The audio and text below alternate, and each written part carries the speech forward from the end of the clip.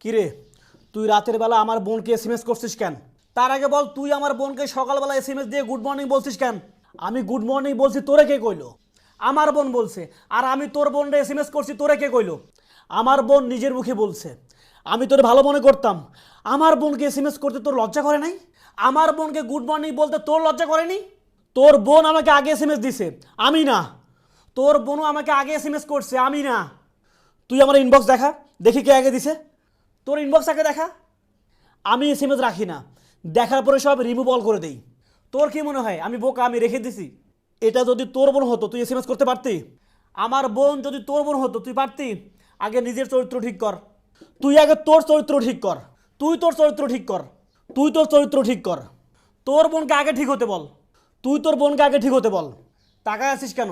তুই তাকায় আছিস কেন? এখানে দোষটা আসলে কার? এখানে দোষটা আসলে কার? কার?